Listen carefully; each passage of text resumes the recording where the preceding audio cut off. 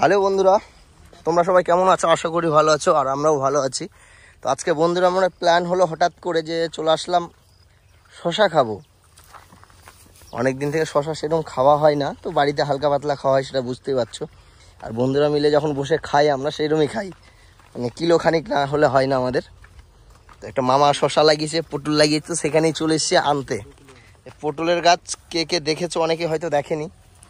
পটলকে কি অন্য ভাষায় কিছু বলে আর সুমন? পাতলা পাতলা। এই যে ওনার মালিক, ছোট মালিক, ওটা ভাই। এখানে নানান ধরনের জিনিস চাষ করে মামা। যার যা লাগবে অবশ্যই চলে আসতে পারো এখানে কন্ট্যাক্ট করতে। কোনো প্রোগ্রামের জন্য যদি লাগে। ছোট একটা কি এটা জানি না, কিন্তু দেখতে সুন্দর। লাউ, এই যে লাউ গাছ, এই যে লাউ সুন্দর লাগতে হয় না অবশ্য। এই যে লাউ সুন্দর। এগুলো এগুলো বীজ। হাত দিচ্ছিস কেন বুতাই? তোমাদের কিছু পটল দেখায়। হ্যাঁ, এই যে দেখো, দেখেছো? এই পটল চাষ কিন্তু বন্ধুরা খুব কষ্টের একটা চাষ, মানে এটাকে খুব যত্ন করে তুলতে হয়। কিন্তু একবার গাছটা হয়ে গেলে আমি যেটা জানি যে 2 থেকে 3 বছর চলে, এক গাছেই ফল দেবে 2-3 বছর। হ্যাঁ,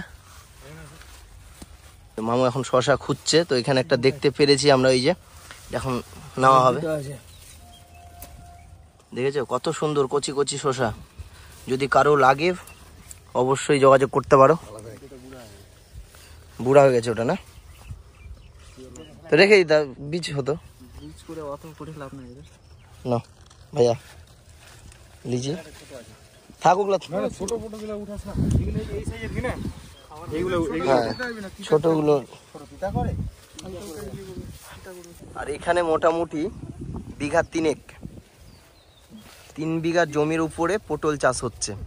আর চারো সাইডে এরম লাউ গাছ আর শশা গাছ লাগিয়েছে পুরোটাই এই সাইড দিয়ে। খুব সুন্দর একটা জায়গা। ফাইনালি আমাদের শশা উঠানো কমপ্লিট। এইদিকে এখন ওজন হচ্ছে, নিতে হবে যেহেতু ওজন করে। গাছের ফল কষ্ট করে চাষ করছে, এমনিতে নেওয়া যায় না।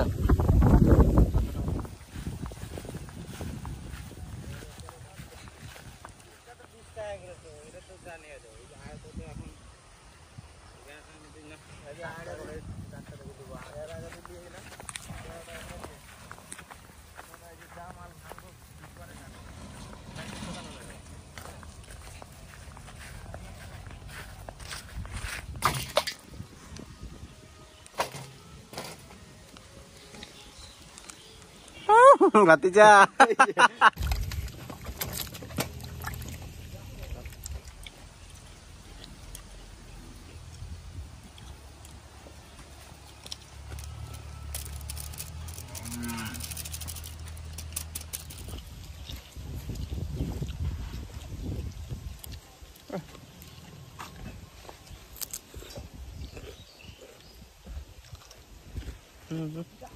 আর